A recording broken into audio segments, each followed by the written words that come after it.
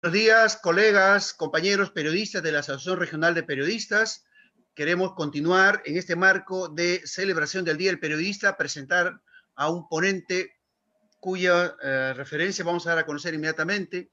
Nosotros tenemos claro que, por lo menos en la celebración del Día del Periodista, debemos tener ocasión para reflexionar sobre nuestro ejercicio. Y si es un ejercicio social, mejor. Segundo Armas Castañeda nos va a acompañar a partir de estos instantes.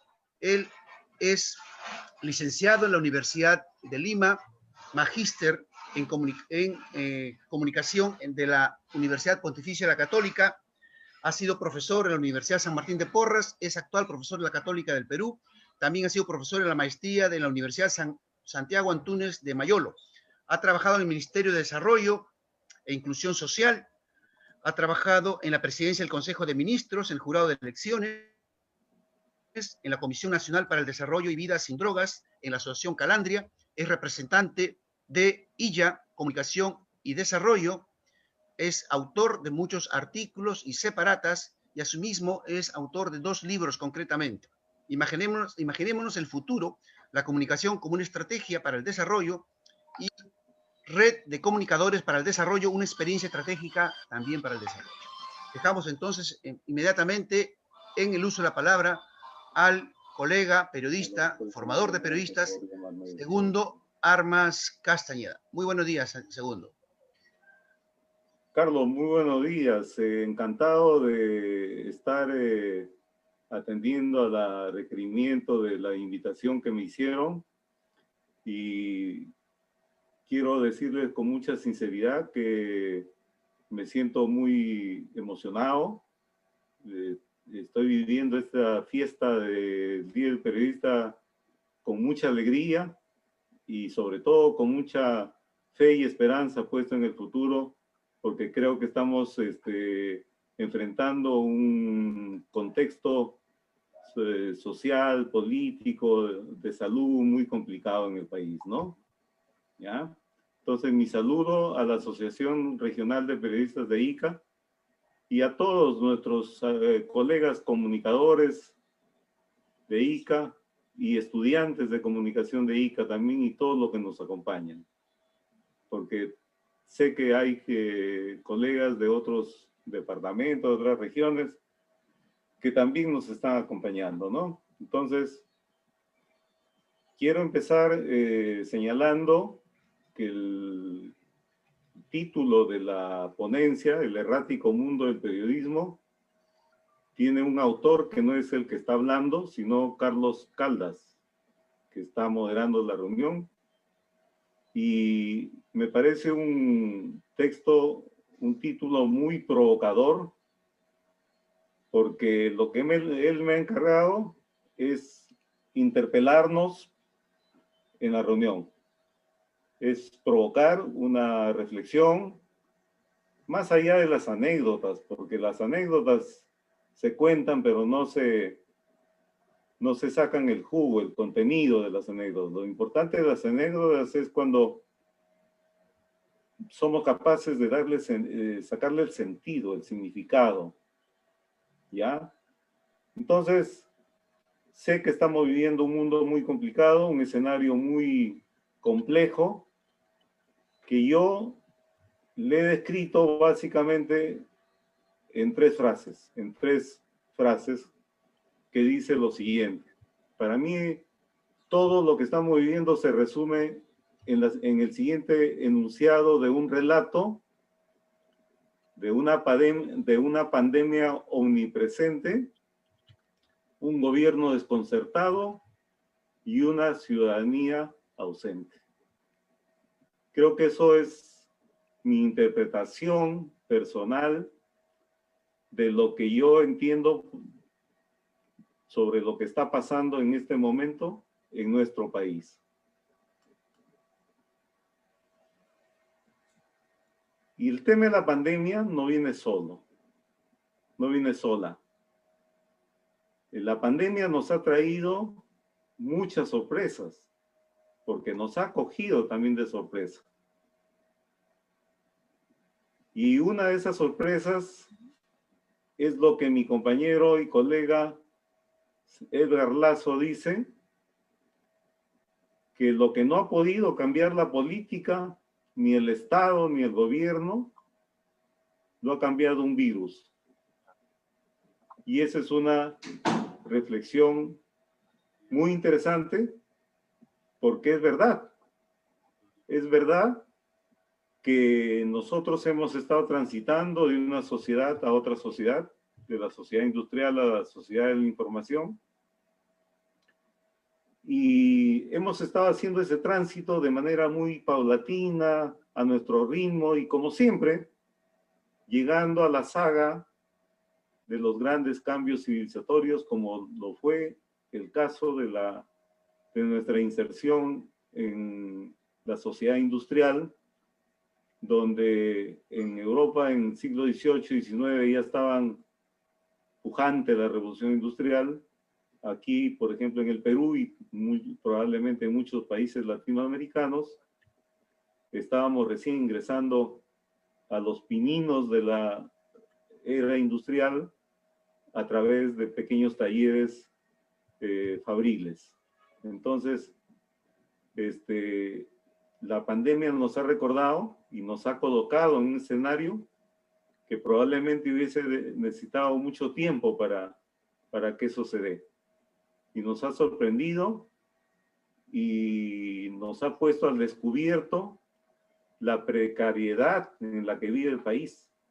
Y no solamente esa precariedad afecta al sistema sanitario o se refleja en el sistema sanitario, sino en un conjunto de sectores en los cuales se desenvuelve el país como un país precario, en formación, en proceso, ¿no?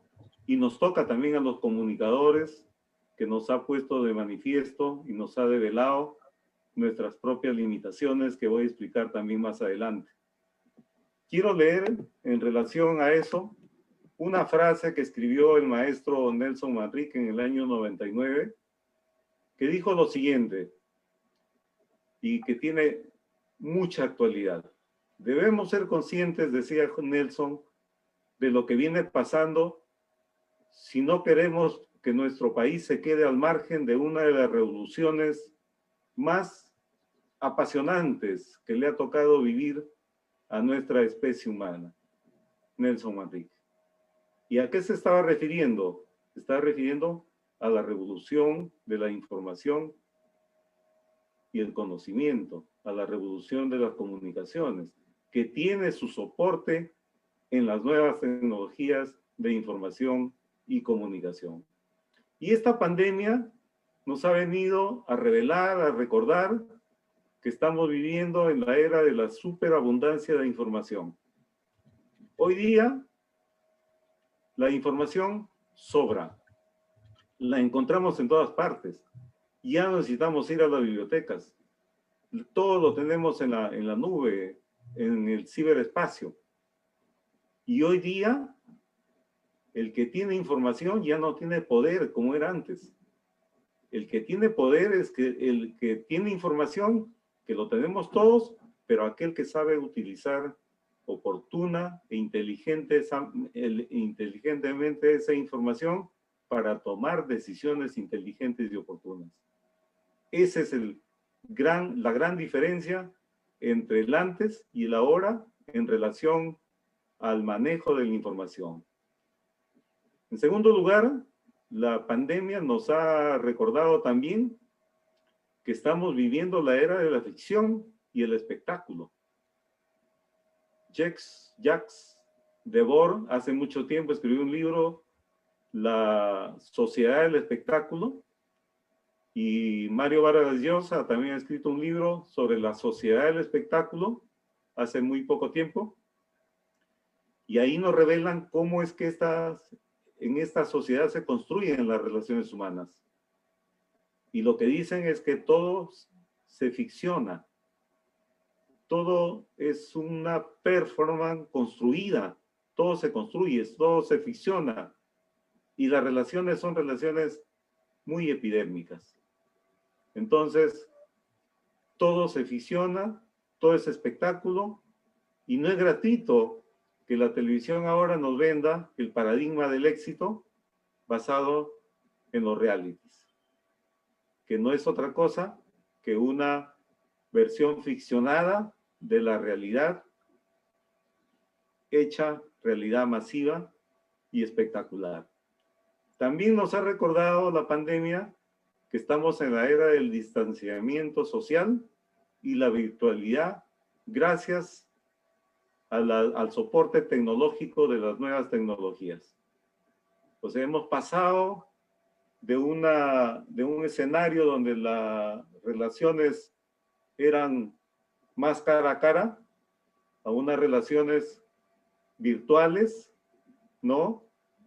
De distanciamiento gracias a las nuevas tecnologías de información y comunicación, sin lo cual hubiese sido distinto. El mundo cambió repentinamente y de pronto los eventos como estos que eran más presenciales, ahora lo hacemos vía Zoom, por ejemplo, ¿no?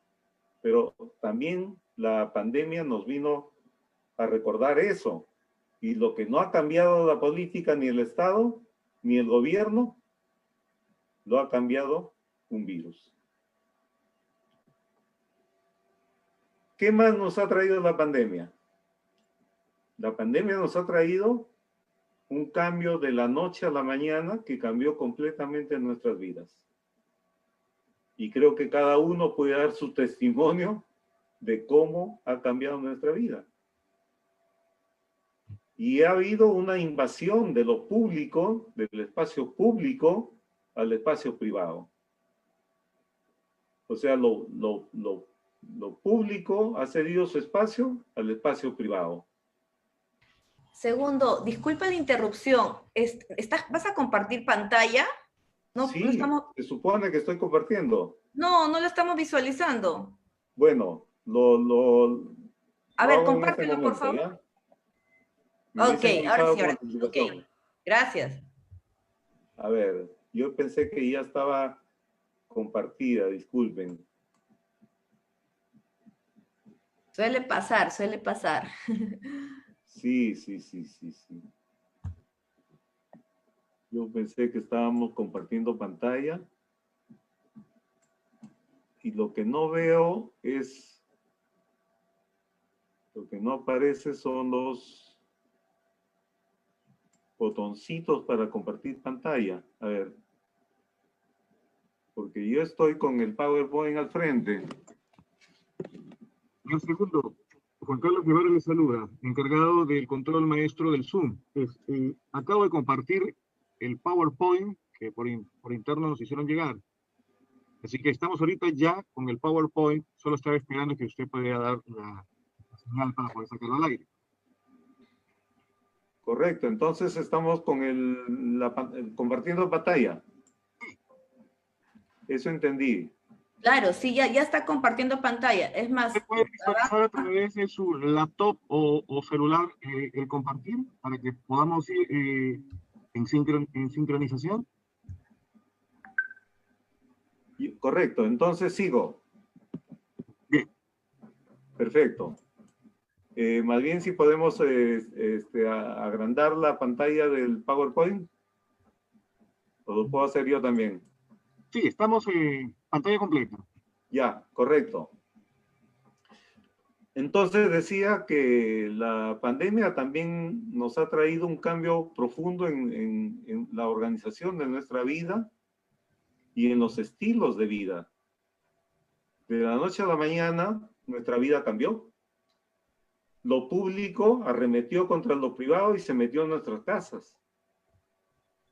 Y la vida se organizó, la vida cotidiana se organizó, se reorganizó hacia adentro. Y todo lo hacemos desde la casa. Todo lo hacemos desde la casa y lo hacemos porque todo lo tenemos a la carta, delivery. Hacemos desde la casa teleeducación, telemercado, telemedicina y todos los teles que existen. De tal manera que estamos en la época de la teledistancia. Y lo hacemos gracias al soporte de las nuevas tecnologías también. Nos relacionamos de manera diferente. Hoy la gente, por ejemplo, hace su reunión de karaoke vía estas salas virtuales, Zoom, Team, BBB, etcétera, ¿no? Nos reunimos y hacemos educación a través de estas salas virtuales. O sea, vivimos una nueva realidad, como dice Nelson Manrique, y esa nueva realidad es la realidad virtual. ¿Y quién nos puso ahí? ¿Quién nos colocó así, ahí y nos cogió además desprevenidos y estamos tratando de responder a esas circunstancias?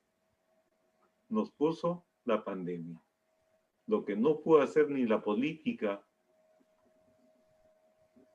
ni el gobierno, ni los estados, lo está haciendo, lo ha hecho un virus. Y también, finalmente, estamos asistiendo a una nueva manera de comunicarnos. Yo discrepo de aquellos comunicadores, colegas nuestros, que afirman que en esta época no hay comunicación. Yo creo que sí hay comunicación, pero es otra comunicación. Lo que pasa es que cuando pasamos de una era civilizatoria a otra, cambia todo. Cambia todo. Cambian los valores, cambian los estilos de vida, cambian las formas de comunicarnos, relacionarnos, etcétera, etcétera. Y con este cambio, que espero no demos marcha atrás, porque sería un retroceso a la sociedad industrial, con estos cambios, nosotros nos comunicamos de manera diferente. Hay una comunicación que es diferente a la que nos hemos visto acostumbrados por mucho tiempo. Pues si los primeros habitantes se comunicaban con jeroglíficos y sus propias formas de expresión, y nosotros nos hemos comunicado vía personal, interpersonal o mediadamente a través de la radio, de la televisión, etc. Hoy la comunicación ha cambiado. Nosotros, nuestra generación, es una generación donde los discursos, el argumento, la argumentación, la sustentación, era parte característica de nuestras relaciones humanas y valorábamos mucho la profundidad de lo que decíamos, de lo que comunicábamos. Hoy día, para mí, la comunicación es más epidérmica. La gramática, por ejemplo, se ha abreviado. Yo no sé cómo va a resolver eso la Real Academia. Tiene que adecuarse a la nueva era civilizatoria. Ya ahora los chicos no se comunican escribiendo toda la palabra. Hay una economía del lenguaje en ese sentido. Hay nuevos códigos, nuevos lenguajes que muchas veces nosotros no entendemos. Los discursos son simplificados y también son epidérmicos. Y hay una cosa más, que detrás de lo que se expresa y se dice, en primer lugar, no hay control. Y en segundo lugar, mucho de lo que se dice, se expresa, a veces no tiene ni siquiera asidero con lo que están expresando. Y yo pregunto, por ejemplo, ¿cuántos de nosotros ponemos like a un artículo, a alguna publicación, sin haberla leído? ¿O cuánto lo compartimos sin haberlo leído? Y es que ahora ya no leemos todo. Leemos el primer párrafo y tenemos una impresión de lo que pueda decir el artículo o la publicación y la compartimos. ¿Qué hay detrás de todo eso? Y me pongo a cuestionar también ahí, porque muchas empresas, instituciones, investigadores toman como válidos esas expresiones de me gusta, los compartidos, etc., sin indagar en lo que hay detrás de todo eso. ¿Qué hay detrás de todo eso? ¿Es parte de una nueva cultura? ¿Es parte de un nuevo modelo o modo de sentir y pensar el mundo y de representarnos y establecer un tipo de relación particular con el mundo? Yo creo que es parte de todo eso. Asistimos a una sociedad totalmente diferente y que la añoranza y la nostalgia del pasado no nos haga retroceder, sino más bien aportar, reflexionar esta nueva sociedad que estamos construyendo, reflexionar para aportar a una nueva sociedad donde no se pierdan los sentidos básicos de lo que implica la visión filosófica del mundo, nuestra propia existencia y nuestra propia continuidad como seres humanos y como comunidades de individuos que quieren el progreso y la civilización. ¿Qué más nos ha traído la pandemia? Nos ha traído un nuevo modelo organizacional. Lamentablemente, todavía hay instituciones del Estado, y esta es una reflexión para todos, pero también algunas empresas que no se adecúan al nuevo modelo organizacional. Y siguen organizados, siguen piloteados bajo el modelo modelo piramidal que corresponde a la sociedad industrial y que era ad hoc a la sociedad industrial y fue funcional a la sociedad industrial. Pero ese modelo en la actual coyuntura ya no es válido. Miren, las empresas más importantes, más exitosas ahora en el mundo son las empresas que han cambiado su modelo organizacional. ¿Y cómo es el nuevo modelo organizacional? Y quiero leerles nuevamente a Nelson Manrique, cuando decía que los trabajadores del Silicon Valley, que es el Valle de California, donde están localizadas Facebook, Amazon, Yahoo, Instagram y todas las empresas más poderosas del mundo, y donde probablemente se encuentra el hombre más poderoso del mundo, económicamente hablando, que es Mark Zuckerberg, que tiene como fortuna más de 5 billones de dólares y que podría comprarse medio planeta con eso.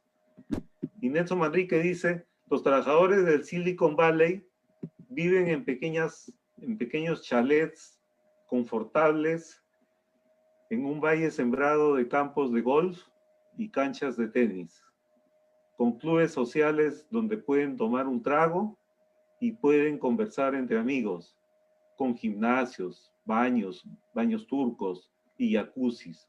Un lugar más parecido a un centro recreacional de lujo que a una empresa fabril. Los trabajadores del Silicon Valley, obviamente, hacen lo que les da la gana, no tienen horarios ni normas tradicionales a cumplir en la organización de su jornada laboral. Manrique, 1997. Y es eso, el cambio organizacional supone varias cosas. Primero que en el modelo de la sociedad industrial era el modelo de la producción de conocimiento, perdón, de la producción de bienes materiales. Y se trabajaba en masa y en serie, se producía en masa y en serie. Y era un modelo jerárquicamente piramidal, donde había una alta dirección, un jefe que tomaba las decisiones, una burocracia de la cual ha hablado tanto Max Weber, que transmitía las decisiones, y una base operativa que era la que ejecutaba las acciones. Y el jefe era el máximo tomador de decisión, y no es que pedía por favor que apliquen las decisiones, si no las imponía mediante memorando, mediante lo que fuere, ¿no? No había trabajo en equipo, no había liderazgo. Y el nuevo modelo de producción, de organización, que es el modelo de futuro, supone un modelo de jerarquía plana, un modelo horizontal, donde ya no se produce bienes materiales, industriales, materiales, bienes de material de consumo, sino se produce bienes de conocimiento. El valor del conocimiento, el valor intangible del conocimiento. El trabajo se realiza en absoluta libertad, porque es un trabajo creativo. No se puede crear cuando uno está presionado. Toda creación se hace en libertad. Los poetas, los literatos, los escritores necesitan libertad para crear. Nadie crea si tiene una presión detrás, como sí lo era en la sociedad industrial. Pero el trabajo no era creativo, era productivo, en cadena, en masa, en serie. Entonces, la diferencia que este modelo plantea libertad. Y es la libertad que he leído y que he citado a Nelson Manrique. Todos están libres, viven una vida en libertad, y puede pasarse un trabajador sin producir nada, una semana, un mes, pero si una noche a las 3 de la mañana se le ocurre una idea genial, va y lo plasma. Y los réditos que da esa creación superan largamente lo que el empresario pagó sin trabajar a ese personal, porque le genera inmensas cantidades de dinero. Y esas organizaciones son, como ya dije, son flexibles y de jerarquía plana. En ese sentido, el trabajo es flexible. No es un trabajo de 8 horas, donde tienes alguien que te controla, etc.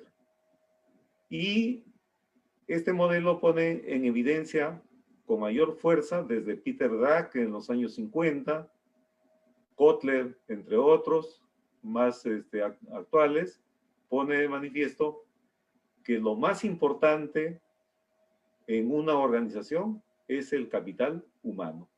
Y en términos comunicacionales, más que el capital humano, más que el ser humano, es la dimensión subjetiva del ser humano.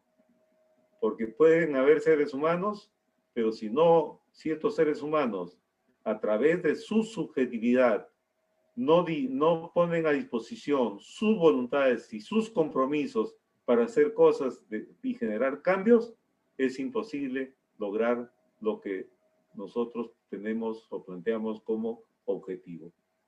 Esa nueva cultura organizacional de la que les estoy hablando supone un modelo de líder y liderazgo. Ya no es un jefe que da órdenes por memorándum o por lo que fuera, sino es un líder que contagia, que es uno más, que es un buen comunicador, que motiva, que ayuda, que facilita y que permite todo eso generar una cultura organizacional donde los colaboradores se ponen la camiseta de la organización y están dispuestos a sacarla adelante, interiorizando la dimensión filosófica de la organización, que está expresada nada más y nada menos en la visión, misión y objetivos estratégicos. Y remarca mucho la importancia de la comunicación como hilo conductor de las organizaciones, al interior de las organizaciones. El valor del trabajo en equipo ya no es un trabajo en grupo donde cada uno hace su tarea y listo, como lo era en la sociedad industrial, en la cadena de producción. Tú te ocupabas de una cosa y listo, y el otro se ocupaba de otra cosa y cada uno trabajaba para su santo. Hoy día no, se valora mucho el trabajo en equipo para generar sinergias en torno a un solo objetivo. Y también se valora mucho la necesidad del diálogo para construir acuerdos, porque solamente acordando nuestro método de trabajo, nuestros sistemas de trabajo, etcétera, podemos trabajar de manera conjunta, inter, multi, transdisciplinaria. Y finalmente, la disposición al cambio. La necesidad de que cada colaborador siempre está dispuesto a cambiar, a mejorar, dentro de lo que es señalado como trabajo flexible. Todo eso nos ha traído también y nos ha puesto en la agenda con mayor fuerza, predominancia, la pandemia. Y en este escenario, ¿qué rol juegan los medios? Y es lo que Carlos ha puesto como título general de la exposición. ¿Qué rol juegan los medios? Yo le he puesto bailando al ritmo de la pandemia. ¿Por qué? Porque, bueno, hace un pequeño tiempo estuve conversando con nuestra colega Pilar Sánchez Llanos de Colegio de Periodistas y además comunicadora de Huaraz, Ancash, y reflexionábamos sobre el tema. ¿Y qué veíamos? Veíamos, entre otras cosas, que la agenda periodística se ha monopolizado con el tema de la pandemia. Si nosotros miramos los medios y hacemos un seguimiento de los mismos, vamos a encontrar que ese monopolio existe. Parece que no hubieran más temas en la agenda política nacional que el tema de la pandemia. Y todo gira en relación a la pandemia. De tal manera que la pandemia se ha convertido en un tema monótono. Monótono. No hay más que ver en los medios locales, nacionales, en los noticieros, con honrosas excepciones, obviamente. Toda regla tiene su excepción. Y por otro lado, aparte de que hay un monopolio en la agenda, una monotonía en la agenda, esa agenda es, como ya señalé, es totalmente descontextualizada. No se habla de la economía, no se habla del empleo, o mejor dicho, del subempleo y del desempleo. No se habla de la pobreza, no se habla de la pobreza extrema. No se está alertando a la población y para generar las medidas correspondientes de lo que se viene, del impacto de la pandemia en la economía, en la política, en el empleo y en todas esas cosas. Y eso no lo vemos en los medios de comunicación.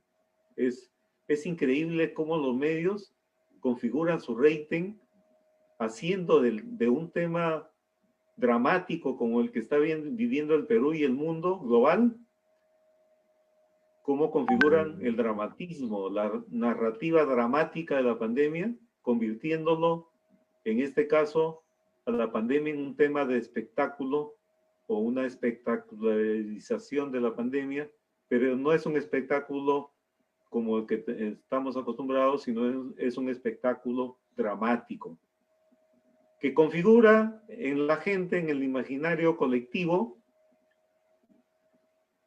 situaciones de angustia, de temor, de zozobra, de inseguridad y de incertidumbre. Por eso es que yo he decidido, de hace bastante tiempo, ya no ver más televisión, de no más noticias, porque lo que encuentro yo en los medios es esto, con honrosas excepciones, como digo, porque toda norma tiene también sus excepciones, toda regla tiene sus excepciones. Y esto, toda esta configuración, todo este enfoque comunicacional que están haciendo los medios, no hacen más que favorecer al rating, que puede entenderse también coyunturalmente como una cuestión de sobrevivencia, pero yo creo que va más allá de la estrategia de sobrevivencia. Yo creo que es un enfoque predominante, hegemónico, con el cual los medios construyen sus agendas periodísticas. El show, el dramatismo, el escándalo son los principales paradigmas con los cuales los medios de comunicación modernos trabajan para construirse como escenarios de relación con la gente. Y eso es lo que transmiten y eso es en lo que trabajan. Y los llamados programas basura, que no son otra cosa que una espectacularización de la realidad, donde el joven que mira esos programas está pensando menos en vivir y ejercer su profesión, que más bien cultivar su cuerpo, desarrollar ciertas habilidades y destrezas y alcanzar la fama siguiendo ese paradigma. El paradigma del éxito, desde ahí ya no es más el paradigma de la educación, sino es el paradigma del culto al cuerpo. Y Carlos me decía, hay más gimnasios ahora, hay más gimnasios que escuelas y que otro tipo de espacios donde podemos desarrollarnos desde un mundo más académico, más promisorio, etcétera, etcétera. Los medios están en esa posición y yo creo que ahí encaja perfectamente el título de la ponencia que ha puesto Carlos cuando le llama el errático mundo del periodismo durante la pandemia. Y eso es un error porque yo me estoy preguntando hasta ahora cuál es el aporte de los medios a un entendimiento más claro y no solamente a un análisis y entendimiento más claro, sino a generar propuestas colectivas, universales, de respuesta a los problemas de la pandemia. ¿Qué más? Y nosotros, los comunicadores, y como digo ahí, con el permiso y el perdón de mis colegas, han salido varios amigos, colegas, a opinar, comunicadores, y han dicho de todo, ¿no? Han dicho que la comunicación está mal hecha, que lo único que salvará al Perú es la comunicación. Han dado recomendaciones de cómo hacer estrategias, guerra informativa, campañas segmentadas, que hay que dirigirnos a estos públicos y no a los otros. Han dicho un montón de cosas. Pero hay un problema central que no estamos entendiendo y que es de profunda preocupación mía y seguramente de muchos. Los comunicadores, lo que están demostrando, lo que estamos demostrando es que nos estamos mirando al ombligo y estamos mirando solo el problema de la pandemia como un problema de comunicación. Y no es así. No es así. Y además de poner en evidencia la precariedad de nuestro sistema sanitario, la pandemia está poniendo en evidencia también en lo que nos corresponde como comunicadores, está poniendo en evidencia también nuestra precariedad como comunicadores, valga la redundancia, para hacer comunicación política. Y por eso que no la chuntamos con las campañas que está haciendo el gobierno y que conllevan ingentes cantidades de dinero. Está gastando mucho. Y seguimos dando vuelta y buscando respuestas solo en la comunicación. Cuando ese problema no solo es de comunicación, sino es un problema político. No es solamente un problema técnico, es un problema político. Y no es solamente un problema que hay que buscar la solución en la comunicación, sino hay que buscarlo en la comunicación política. Estamos hablando de política de Estado en materia comunicacional para enfrentar exitosamente y combatir un mal que nos aqueja a la sociedad global como es la pandemia. Y lo que me he dado cuenta es que hay orfandad política, orfandad en nuestros comunicadores de hacer comunicación política. Creo que no estamos preparados para eso. Y por eso me he atrevido a hacer estas preguntas que ven en el PowerPoint, en la parte izquierda, con el perdón de mis colegas. Yo les pregunto y les interpelo con las siguientes preguntas. ¿Cuántos comunicadores, por lo menos, hemos leído un libro sobre política? A Bobbio, a John Locke, a Sartori, entre otros, entre miles.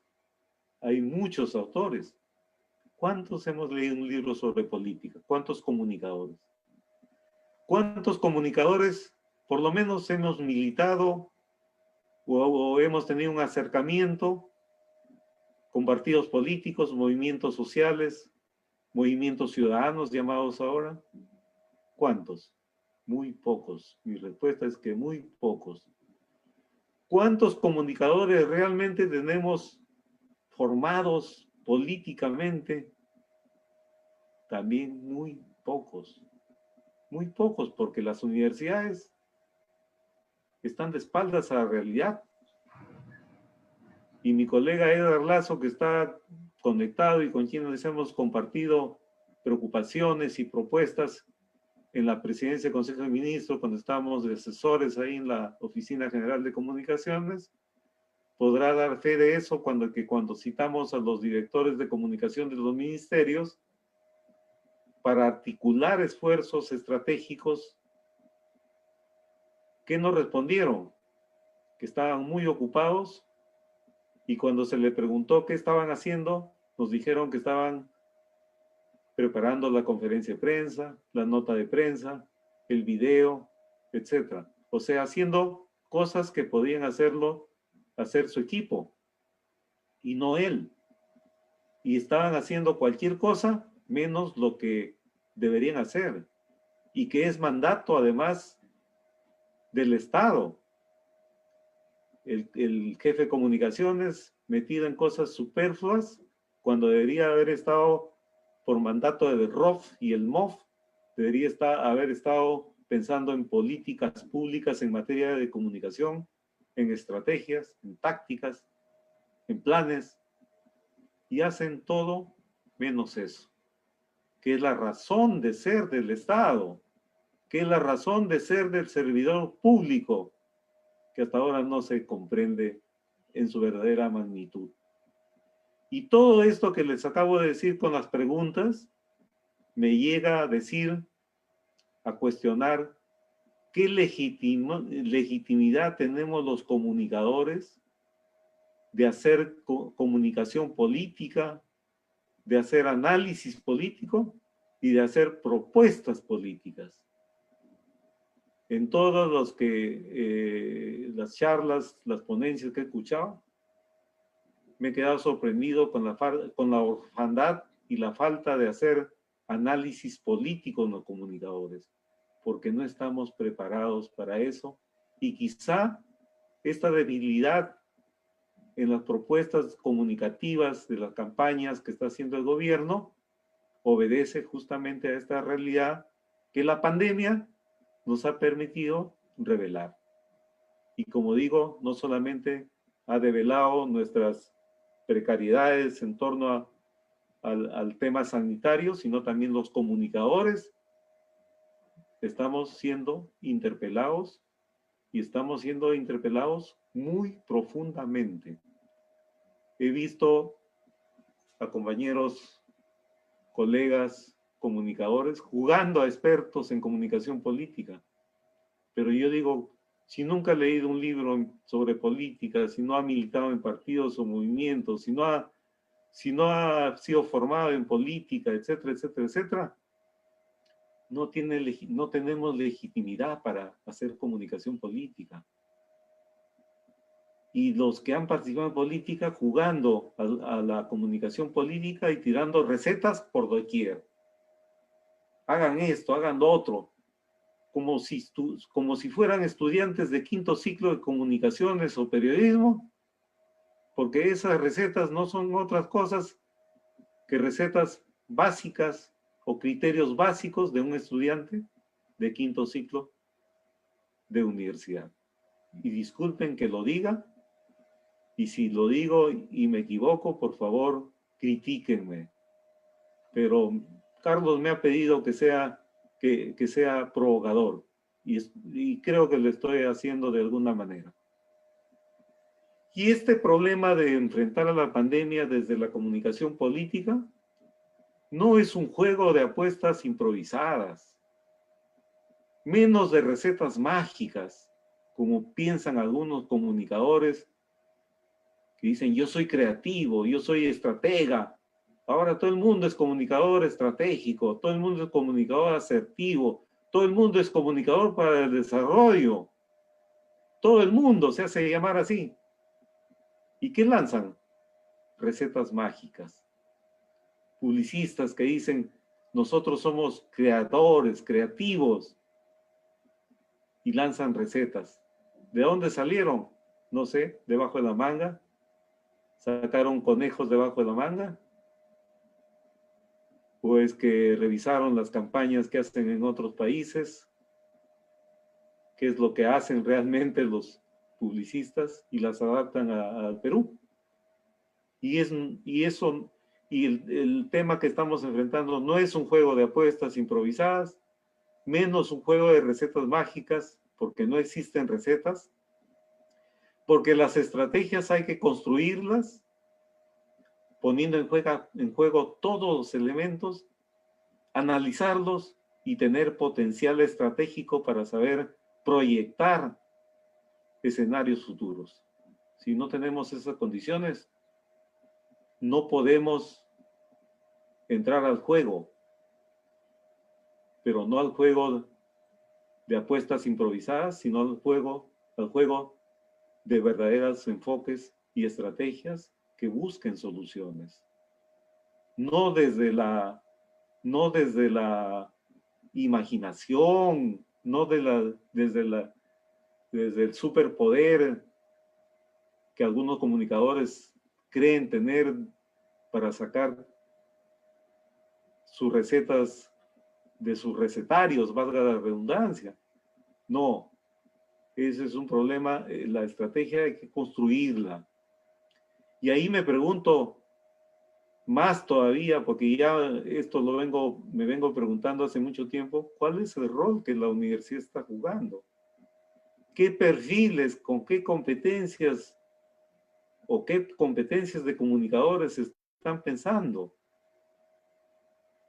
¿Para qué servimos los comunicadores si no respondemos a la realidad, a la demanda del mercado, a lo que realmente demanda ya no solamente nuestros clientes, las empresas, ya no solamente nuestros públicos que reclaman servicio público, sino ahora lo que necesita y requiere el país para resolver el tema de la pandemia, que no es un tema simple. Me pregunto también sobre la ética en el ejercicio profesional. ¿Qué legitimidad tiene un comunicador que nunca ha tenido alguna experiencia política, nunca ha hecho comunicación política? ¿Qué legitimidad tiene de hacer propuestas desenfrenadas, sacando recetas de alumnos de quinto año, de quinto ciclo de universidad? Y todo eso me lleva a la conclusión de por qué, y nos quejamos todavía por eso, de por qué la comunicación lo ejercen otros profesionales o profesionales venidos de otras disciplinas. Y ahora entiendo por qué la comunicación política no necesariamente lo estamos haciendo los comunicadores, sino que lo están haciendo abogados, sociólogos, antropólogos, porque nosotros estamos poniendo en evidencia nuestra precariedad. ¿Y cuál es la ecuación de la pandemia? Hay una disciplina en la lingüística, en la literatura y en las ciencias sociales, en la comunicación se usa mucho, que es el cuadrado semiótico. Pero yo no quiero hacer cuadrado semiótico, yo quiero hacer un mini cuadrado semiótico que le he llamado más bien ecuación, la ecuación de la pandemia. ¿Por qué? Porque no está claro el público. El gobierno ha dicho varias cosas y entre ellas ha dicho que el público objetivo al cual hay que dirigir las campañas son los jóvenes, porque los jóvenes salen a jugar pichanguita y porque los jóvenes se reúnen en discotecas, en karaokes y son los principales responsables del contagio de la pandemia. Pero eso también podría decirlo un estudiante de 5º ciclo de universidad. Y yo creo que no está claro quién es el público objetivo. ¿Cuál es precisamente el público objetivo? Y yo no sé por qué el gobierno hace campañas masivas cuando en realidad debería ser campañas más focalizadas en los que están justamente teniendo una actitud de desobediencia y están exponiéndose al contagio y por lo tanto contagian a otros y la cadena del contagio se reproduce o se multiplica geométricamente.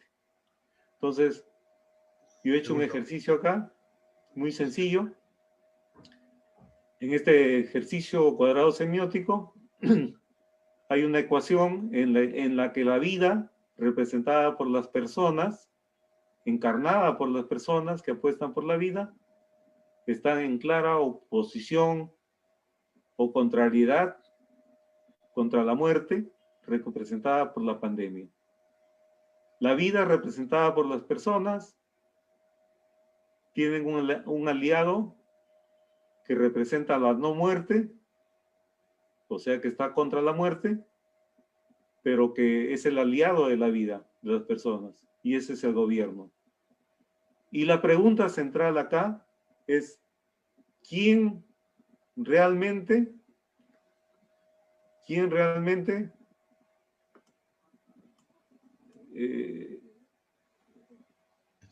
representa la no vida? ¿Quién realmente representa la no vida? O sea, ¿quién es el aliado de la pandemia que representa la muerte? ¿Y quién está en contradicción con la vida representada por las personas y en contrariedad con la no muerte, que es el gobierno? Segundo, ¿Quién? por favor, segundo, ¿podemos hacer un resumen de 10 minutos finales para que hay muchas preguntas que están dando vueltas? 10 minutos, yo estoy ya para terminar. Vale, ok. Todavía me faltan 2 láminas, ¿ya? Gracias, gracias, gracias. Ok, entonces, ¿quién representa a la no vida? ¿Quién es? Les hago esa pregunta. Y lo que mis alumnos me han respondido es que el que representa a la no vida es la persona, pero no es cualquier persona. Son las personas que entran en desobediencia y que retan a la pandemia y no le tienen miedo y se exponen y ayudan a la pandemia a que se reproduzca. Y hay una contrariedad, una contradicción entre el ciudadano contra el propio ciudadano, que prefiero llamarle mejor la persona contra la persona. ¿Y por qué? ¿Qué hay detrás de esta actitud? Yo creo que hay un imaginario y unas prácticas culturales colectivas que están interactuando para que estas personas actúen así. Por lo cual es importante saber cómo piensa este ciudadano y cómo siente este ciudadano la pandemia. Y estoy aludiendo al tema cultural. En segundo lugar, creo que hay una ausencia de ciudadanía porque hay una ausencia de responsabilidad ciudadana que no están tomando en cuenta. Y en tercer lugar, creo que hay un problema estructural, político, porque también la falta de servicio, el desempleo, el subempleo, la falta de ingresos, etcétera, son signos de la exclusión social y de la desigualdad social que están contribuyendo a que la pandemia se propague. Y por el otro lado tenemos el aliado de las personas que realmente apuestan por la vida, que es un aliado débil, que es el gobierno, y yo lo que noto es que es un gobierno desconcertado. ¿Por qué está desconcertado el gobierno? Porque a quien quiere ayudar no se deja ayudar. Y entonces el gobierno ha entrado en pánico.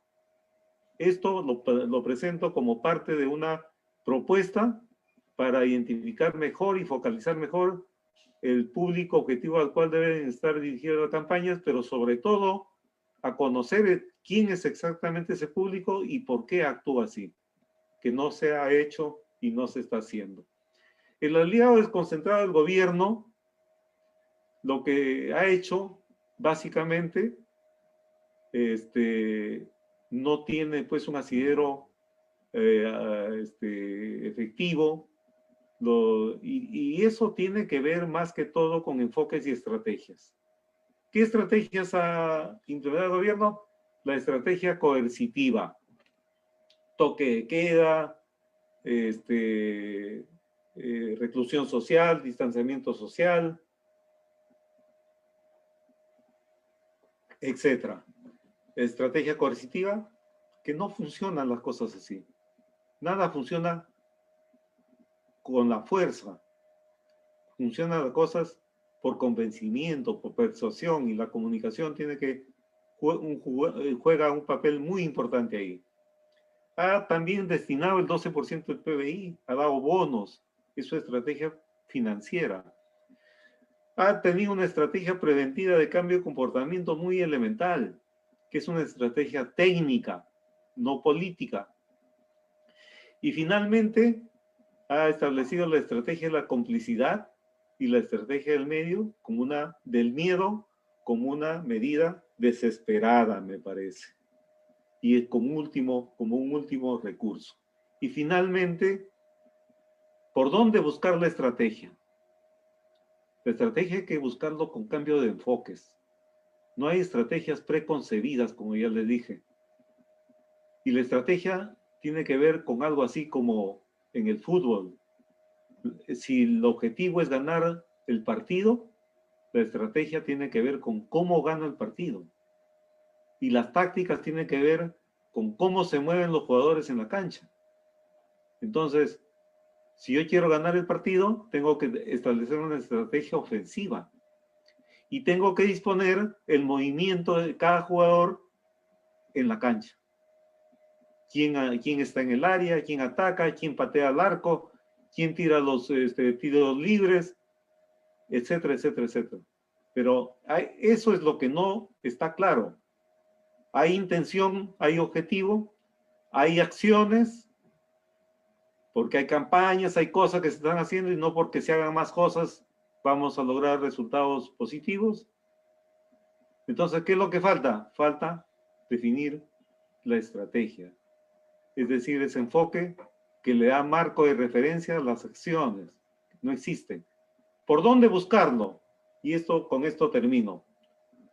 Yo creo que hay un enfoque de ejercicio, que hay necesidad de un enfoque de ejercicio de la ciudadanía, donde se le puede interpelar al ciudadano desobediente o irresponsable sobre su sentido de responsabilidad, pensando en sus hijos, en su familia, en sus vecinos y finalmente en su país. Porque si él no se cuida, de nada sirve el esfuerzo del gobierno, porque es una corresponsabilidad.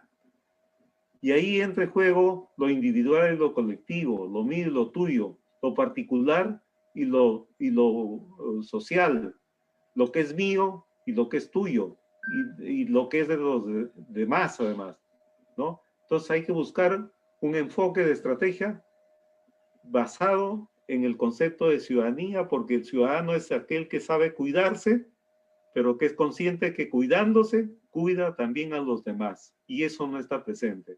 Pero ¿qué lo está movilizando para que esos jóvenes o esas personas actúen así? Eso es lo que tenemos que buscar e investigar, y yo no he encontrado más respuestas que respuestas inmediatistas, ¿no? Un segundo enfoque por el cual hay que indagar y buscar la estrategia es a través del enfoque cultural, indagando en los imaginarios y las prácticas culturales de estas personas. Partir desde lo que piensan y sienten los ciudadanos o las personas sobre la pandemia. Eso Sandro Matassi lo ha remarcado muy bien y felicito a Sandro por esta propuesta. Realmente creo que lo que hace falta son estudios para conocer bien quién es el público objetivo y por qué y cuáles son las razones de por qué está actuando de esa manera y no de otra manera, aliándose con la pandemia y con la muerte y luchando contra sus propios pares que son las personas. Y en tercer lugar, tiene que haber un enfoque de atención a las precarias condiciones en las que vive la gente y en las que enfrenta la pandemia por causa de la exclusión y la desigualdad. Yo creo que hay un sector muy grueso en la población, que los que están sobre todo en la situación de pobreza y extrema pobreza, que tienen que salir a buscar el pan de cada día.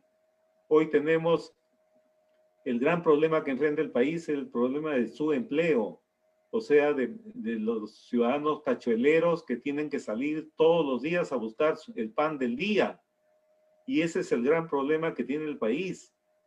Pero también, como me dijo un alumno mío en una reflexión que he hecho con ellos, no solamente es, claro, es el problema estructural, el problema político de las condiciones en las que vive la gente, pero no tampoco podemos reducir el problema a un problema clasista, de clase social, de pobreza, no solamente, porque tanto ricos como pobres o quien fuere personas que están expuestas a contraer el virus, tenemos la responsabilidad de cuidarnos. Tenemos la responsabilidad ciudadana de cuidarnos. Si no hacemos esto, vamos a seguir con las estrategias improvisadas, reduccionistas, con comunicadores que nos creemos comunicadores políticos y ni siquiera tenemos noción de la política. No pueden haber, y que me perdonen mis colegas que están en el Estado, pero no pueden haber comunicadores que están trabajando en el Estado y que tienen esta misión, que no saben, que no conocen siquiera qué cosa es el Estado, qué cosa es la política, qué cosa es la administración pública, qué cosa es el servicio público. No podemos tener funcionarios en el Estado con esas deficiencias. Tampoco podemos tener funcionarios en el Estado que no tengan una visión y una concepción integral de la comunicación. No puede ser que porque entra un relacionista público, el énfasis de toda la gestión de ese funcionario es relaciones públicas. Tiene que tener un enfoque integral, holístico, de comunicación y cultura organizacional, de comunicación y buen gobierno, legitimándolo en la opinión pública, y tiene que tener un enfoque de comunicación para el desarrollo.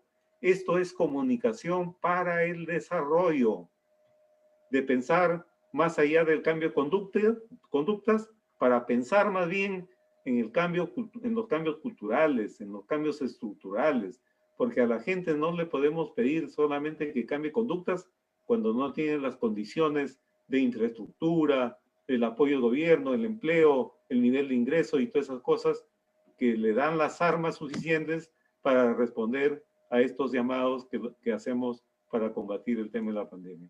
Muchas gracias. Espero sus preguntas y estoy dispuesto a contestar y entrar a un diálogo alturado con ustedes. Sí, Senia, dejamos en la conducción la absolución de las preguntas. Muchas gracias, Armando. Nuevamente es un placer tenerte, agradecida por tu presentación sumamente enriquecedora. Y tienes toda la razón, coincidimos en mucho de lo que has mencionado, que necesitamos de un nuevo modelo organizacional, no solamente desde el enfoque administrativo, sino desde la parte comunicativa, ¿no? Las tendencias y la globalización exigen eso. Es parte de nuestra formación, es parte de incorporar dentro de la cultura organizacional no solamente la misión y la visión, sino también los valores, que es el punto de partida. ¿Y qué es lo que necesitamos nosotros, en especial, lo digo por conocer la realidad de nuestra región? Muchos de nosotros, los profesionales, y como lo mencionas tú, disculpando si alguno pueda sentirse aludido o no, pero es una crítica constructiva. no nos formamos. Pensamos que solamente porque tenemos nuestro cartón o unos cuantos cursos por ahí, ya conocemos todo, y definitivamente no. Es un constante aprendizaje del día a día, no solamente es la interacción de que te den un cargo público, una dirección de algún medio, y que simplemente por el reto de asumirlo no nos preparemos. Es más, eso es el gran reto, de estar preparados y asumir, ampliar los conocimientos, la información de ese rol que estamos asumiendo. Y perdemos muchas veces los papeles o el control de lo que es nuestra verdadera formación, ¿no? De ser periodistas y comunicadores. Te agradezco mucho por tu presentación. Ahora pasamos, por favor, al rol de las preguntas. Estamos con el tiempo también ajustado. Yo sé que Segundo tiene muchos compromisos en el transcurso de la mañana, así que, por favor, formulemos las preguntas concisas. Estoy con todo el tiempo que me demanden ustedes. Ah, muy amable, muchas gracias. He separado tiempo para ustedes. Okay, Senia, muy agradecido. Rosario Guayanca, de Charo Guayanca, está preguntando, inmediatamente sale el ruedo Rosario Guayanca a preguntar, ¿cómo superar un problema histórico en el país? La desarticulación de actores políticos y la falta de institucionalidad. ¿Cuál es la ruta que desde la comunicación gubernamental pública se debe implementar? Segundo. La tercera pregunta yo creo que ya la respondí en mi última intervención, en la última lámina, buscando enfoques en la responsabilidad ciudadana, 1, 2, buscar los enfoques en la cultura, en las culturas, en los imaginarios colectivos, y tercero, atendiendo los problemas estructurales que vive la gente y con la cual viene enfrentando el tema de la pandemia. Eso en primer lugar. En segundo lugar, el problema histórico. Miren, yo tengo una reflexión muy crítica sobre eso. Y creo que coincide con Basadre y en algún momento también con Vargas Llosa. ¿En qué momento se jodió el Perú? Es la pregunta que se hacía conversaciones en la catedral, si no me equivoco. ¿No? Pero Basadre ya lo había advertido. ¿Qué ha pasado en el país? Antes de la era republicana, ¿quién manejaba el país? Los españoles, los realistas. ¿Y a quién transfirió la lucha independentista? ¿A quién transfirió el poder, el control? ¿A quiénes? Con esos españoles, ¿a quién se dieron el poder? A sus hijos, a los criollos, o sea, a los hijos de españoles nacidos en suelo americano. ¿Y qué pasó? ¿De dónde viene la desgracia del Perú? La desgracia del Perú viene de que esos criollos, hijos de españoles nacidos en suelo americano, no supieron representar los intereses del conjunto de la nación y solo representaron sus intereses. ¿Y qué generó eso? Generó exclusión y desigualdad. Esa exclusión y desigualdad histórica es la que estamos viviendo hasta ahora en el país. Y hay un complejo de superioridad, de creerse criollo, que hace abortar cualquier intento de construir no solamente en nuestra multiculturalidad, como lo he escuchado anoche. Anoche escuché a un profesor decir que sí, que Perú es un país diverso, que hay que respetarnos y todo lo demás. Hasta ahí estamos bien. Creo que todos respetamos eso, hasta los llamados de la cultura criolla. Pero no basta eso. No basta reconocer nuestra multiculturalidad y reconocer que estamos juntos, pero no revueltos. No basta eso. Lo que tenemos que hacer es construir nuestra interculturalidad. ¿Y qué significa la interculturalidad? Juntos, pero revueltos y encausados en un mismo sentido. en un mismo objetivo, donde todos tengamos los mismos derechos y todos aspiremos a lo mismo. Eso no hemos construido y esa es una necesidad histórica. Yo hice un artículo que está en mi blog, que lo tienen ahí, y yo termino hablando de la necesidad de construir el metarrelato del país que queremos. ¿Qué significa eso? Significa lo que les acabo de explicar. Pero eso es una necesidad histórica a la cual yo creo que la cual nos va a tomar mucho tiempo, porque mientras ese complejo de superioridad que existe en ciertas clases sociales en el Perú no desaparezca, difícilmente vamos a poder estar juntos y revueltos en un mismo proyecto histórico. Y la institucionalidad yo creo que es sumamente importante. ¿Por qué? Porque no podemos construir un Estado sin instituciones. Las instituciones son el pilar del Estado. Si no hay instituciones, no hay Estado. Y por lo tanto, no hay comunidad de individuos organizados. Entonces, la institucionalidad es una condición sine qua non para que exista Estado, para que exista ciudadanía, para que exista democracia. Porque sin instituciones no tenemos balance de poderes, no tenemos representación política. Y entonces vienen los problemas. Entonces yo creo que Charo ha hecho 3 preguntas pero muy interesantes sobre el tema de la institucionalidad, el problema de los enfoques y el problema de los temas estructurales históricos que vienen aquejando al país y sobre los cuales tenemos que ponerle mayor atención, ¿no? Senia, por ahí habrá otra pregunta. A ver, por favor, si alguien más quisiera hacer una pregunta a Segundo, que está con toda la disposición, como acabo de mencionar, de Senia, seguir dialogando con nosotros. ¿Sí? Senia. ¿Sí? A ver, Alberto, te escuchamos, por favor. Bien, buenos días, Segundo. Alberto, buen día. La pandemia nos ha desnudado de tal manera que ha puesto al descubierto una serie de falencias en nuestra sociedad.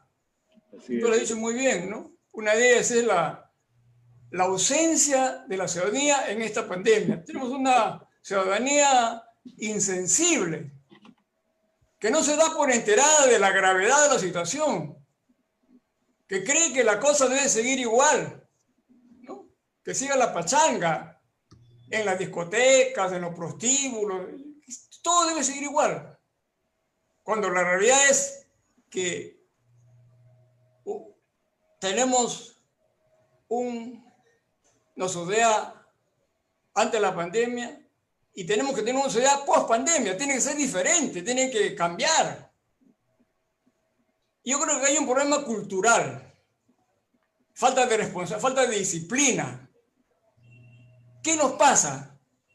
¿Por qué no sentimos la pandemia? ¿Por qué nos falta solidaridad y compromiso con uno mismo, con mi familia? Porque no nos interesa nada, no me interesa nada, ¿no?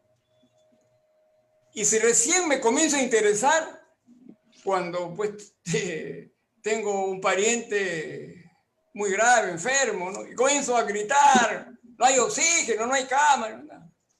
¿Qué nos está pasando? ¿Y qué es lo que tiene que pasar? ¿O qué es lo que tiene que hacer para que la ciudadanía deje de estar ausente, de estar presente, para que esta pandemia pueda cambiar? O para que la situación pueda cambiar, para que pueda revertir. Porque la pandemia va a seguir, ¿no es cierto? Tendrá sus límites. Pero el gobierno puede tener muy buenas intenciones, puede haber instituciones que quieran hacer muchas cosas, pero mientras yo no cambie, esto no va a cambiar en realidad. ¿Qué es lo que tiene que pasar para que cambie? Gracias, Alberto. Me has dado pie para hablar de ciudadanía, que es uno de los problemas más importantes. Perdón, repito. Estoy en una reunión, me puede llamar más tarde, por favor. Me has dado pie para hablar de ciudadanía. Hay muchos tratados sobre la ciudadanía. Entre ellos, nuestro amigo Sinesio López ha escrito muchísimos libros, tratados sobre el tema. Pero yo comunicacionalmente entiendo la ciudadanía de esta manera. Tomando en cuenta el aporte que nos dio Hannah Arendt con su libro La condición humana, yo establezco cuatro instancias de construcción de la ciudadanía. Para mí la primera instancia es el individuo, que es la persona, el ser humano, que ha nacido y que no ha tomado conciencia de su condición humana. Por lo tanto, no valora su vida y menos la vida de los otros. En segundo lugar, tenemos el sujeto, que ha tomado conciencia de su condición humana, se siente depositario de derechos y obligaciones, pero no ejerce esos derechos y esas obligaciones. En tercer lugar, el ciudadano.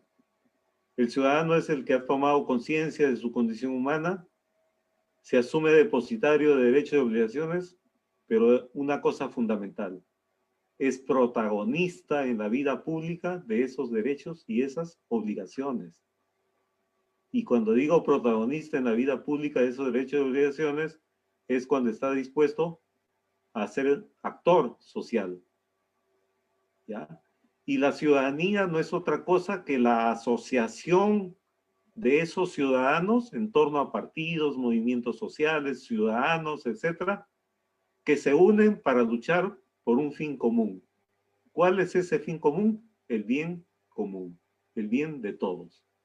Entonces yo pregunto, y lo he preguntado varias veces, ¿somos el Perú un país de ciudadanos con esas definiciones? Yo creo que tenemos déficit de ciudadanía. Y si nosotros estamos en ese escenario particular aquí, es porque somos un país así. Fíjense ustedes, para poner un ejemplo rapidito, en los países nórdicos del primer mundo no ha habido medidas coercitivas, no ha habido cuarentena, no ha habido un distanciamiento, no ha habido un montón de cosas. ¿Por qué? Porque se ha privilegiado la libertad frente a la salud. Pero ¿por qué se actúa así? Y a veces no lo entendemos. Porque el Estado de esos países no es el Estado que nosotros tenemos, que es un Estado precario. Esos países están preparados para responder ante cualquier circunstancia, no solamente en el tema sanitario, sino en muchos otros temas. Entonces, ¿hay preocupación del Estado? Sí, pero están preparados. En segundo lugar, ciudadanía. Por eso yo diferencio persona, individuo, ciudadano, sujeto y ciudadanía. En ciudadanía, ¿cómo están? Son países con ciudadanía alta. ¿Por qué? Porque la gente sabe que tiene derechos y obligaciones y sabe que tiene que ejercer esos derechos y obligaciones y en función de ese sentimiento, de esa cultura, digamos, ciudadana, es que actúa responsablemente. Entonces, ¿de qué te tienes que preocupar? Y bien lo has dicho tú, el problema de la pandemia no es un problema solo del gobierno. Hacen mal los críticos en sacarle la mugre, a veces interesadas, solo al gobierno. Y yo puedo decir que el gobierno ha cometido muchos errores, pero interés, preocupación por atender el tema, sí demuestra. Pero claro, las batallas, las guerras no se ganan con voluntades, se ganan con estrategias, aún con pocos recursos, ¿no? Pero no es solamente el problema del gobierno, que como ya hemos visto en la ecuación que he presentado, el gobierno es un aliado de la persona y se siente impotente porque cuando quiere ayudar a esa persona no se deja ayudar. Y entonces el gobierno, por más medidas que he puesto, entra en pánico, en zozobra. Es un gobierno que a la deriva. Y como entra en pánico, utiliza sus últimos recursos recurriendo a estrategias como, por ejemplo, la estrategia del miedo, que está demostrado en muchas experiencias que no funciona. Pero por otro lado está el tema de la responsabilidad. Como digo, el gobierno tiene que reenfocar sus planteamientos, sus propuestas para atender a esa población más vulnerable, que está en situación de pobreza y extrema pobreza y está enfrentando así el tema de la pandemia. Eso tiene que atender el Estado. Servicios públicos, ver el empleo, nivel de ingreso y tomar medidas urgentes y circunstanciales probablemente por el momento. Pero tiene que atenderlas. Pero eso tampoco nos lleva a una definición totalmente clasista del problema, porque este problema nos ataca a todos, a ricos y a pobres. Y aún siendo pobre y teniendo que salir a buscarme el pan de cada día, tengo la responsabilidad ciudadana de cuidar mi salud. Porque como tú bien dices, y también yo dije, el cuidado de la salud tiene que partir de la conciencia ciudadana de cuidarse primero a sí mismo. Pero viene ahí el enfoque ciudadano, porque cuidándome yo mismo, cuido a mis hijos, cuido a mi familia, cuido a mis vecinos, a mis amigos, a la sociedad, y estoy cuidando a mi país. Porque ya el país entró en recesión y estoy absolutamente seguro que las cifras de desempleo, subempleo, de ingreso, etcétera, van a ser catastróficas. Y estoy seguro que se nos viene una recesión profunda y las tasas de pobreza que llegamos alrededor del 22 puntos por ciento se va a incrementar, se va a acelerar rápidamente. Y la tasa de extrema pobreza en la que hemos estado en 2.9 también se va a incrementar tremendamente. ¿Cuál va a ser el futuro y el destino del país que tenemos y que queremos con esas proyecciones? Entonces, creo que no estamos preparados, pero es responsabilidad de todos nosotros los ciudadanos de aportar con ideas, con propuestas, pero teniendo claras las cosas, porque como vuelvo a repetir, las cosas no cambian porque haces más cosas, porque tienes más voluntad. Las cosas cambian cuando hay enfoques claros y estrategias claras. Y lo que hay que hacer ahora es buscar la estrategia. La fórmula para vencer este problema es buscar la estrategia más adecuada, pero no buscar la estrategia como si fuera un juego de azar. No buscar la estrategia debajo de la manga para sacar conejo de la suerte. Yo he planteado ahí varias cosas, que es un poco investigar, identificar primero quién es el público objetivo e investigar por qué ese público objetivo está actuando como está actuando. O sea, no es un problema solamente de conductas, de cambio de comportamientos, como muchos de nuestros colegas han venido a emular.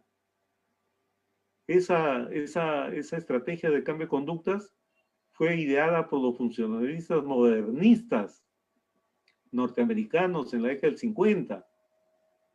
Pero no es lo mismo hablar de cambio de conductas que de cambios culturales, como bien lo has dicho tú. El cambio de conducta es una manifestación de la cultura, pero no es toda la cultura.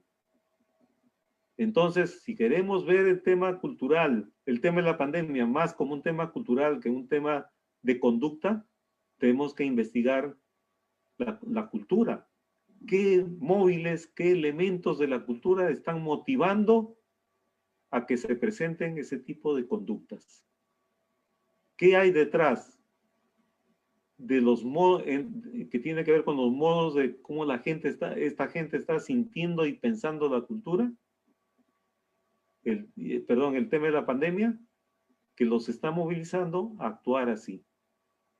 Lo que estoy diciendo es que hay que salir de ese discurso de buscar las respuestas en el cambio de conductas para ir más allá, buscar respuestas en los temas culturales.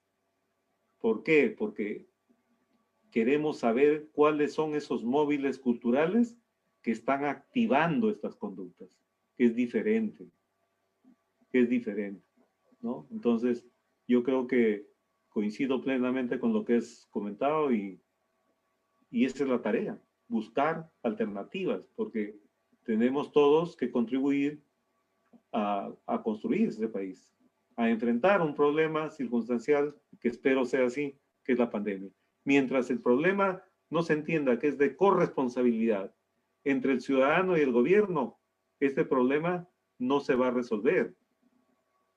Y diremos finalmente que la pandemia no vino de paso al Perú, sino que vino a quedarse. Y tal vez por mucho tiempo hasta que se descubra la medicina, los antibióticos o lo que fuere, las vacunas para combatirlo. Pero mientras tanto, si esta dualidad, si este binomio, estos dos eslabones de la cadena que son el ciudadano y el gobierno, no se resuelven, vamos a tener pandemia todavía para rato. Gracias. Segundo, a ver, ¿alguien más que quisiera intervenir, por favor? Carlos, tu audio, tu audio. Ah, perdón, tiene razón, vale. Quería preguntar al segundo, creo que efectivamente, si bien es cierto, los periodistas incumplimos nuestro papel, y tal como al principio planteamos las discusiones, decía ese ratico, refiriéndome básicamente al actuar de los periodistas de provincias, ¿no? Que tienen un modo diferente de ejercicio al de la capital, que tienen planillas, que tienen asegurada una mensualidad, ¿no? Y no saben ubicarse en cuál debe ser ese papel social de responsabilidad que les compete. Lo que he notado como un indicador realmente de sorpresa, en verdad, en esta pandemia, en esta inmovilización social, es de que los programas basura, concretamente Esto es Guerra, no pierde su audiencia, tiene además a una constante de audiencia y de éxito. Allí publicitan todas las empresas, ¿no? Se mantiene tal cual, trascendiendo la gravedad o la levedad de la pandemia. Están allí, y forman allí los modelos de vida, los modelos culturales que se refería Alberto Mórtola, ¿no? Entonces, ¿por qué, si bien es cierto, decías que todos los medios de comunicación tienden y están copados de lo que es pandemia y sus acontecimientos más o menos graves, este tipo de programación se mantiene incólume, se mantiene como si no pasara nada, vendiéndonos un modo de vida fantástico, circenses, grotescos, insultantes incluso para la realidad nacional. Es cierto, va a estancarse la economía, va a incrementarse la pobreza, y ellos así, como si fuera una isla de fantasía. Mira, Carlos, a mí siempre me gusta responder las preguntas con ejemplos, ¿no?